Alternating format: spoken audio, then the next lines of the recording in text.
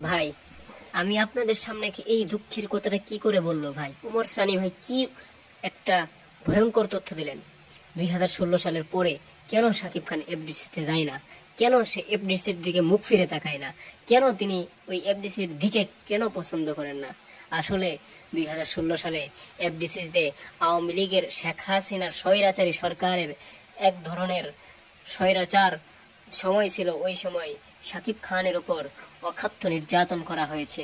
হ্যাঁ ভাই, তাকে মারধর করা হয়েছে 16 সালের এক রাতে। এই তথ্য জানাই ওমর সানি। তো আমরা যদি এটা আগে জানতে পারতাম তাহলে হয়তো সাকিব ভক্তরা তাকে গণ পিটুনি দিয়ে মেরে ফেলতো। তবে ওমর সানি ভাইয়ের কাছে বিশেষ অনুরোধ, কোন কুলাঙ্গার, কোন বদমাইশ, কোন শুয়োরের বাচ্চা এই সাকিব খানের উপর আক্রমণ করেছে তার নামটা একটু বলেন, তাকে আইনের আওতায় আনেন। ওই বদমাইশটাকে ধরে পিটিয়ে সোজা করে ফেলতে হবে, যে নাকি বাংলাদেশের সবচেয়ে বড় তারকা সাকিব খানের উপর আক্রমণ করার সাহস দেখিয়েছে। তাকে লাঠি পিটা করে বাংলাদেশ থেকে বের করে দিন। তো আজকের ভিডিওটি এ পর্যন্তই। ধন্যবাদ পুরো ভিডিওটি দেখার জন্য।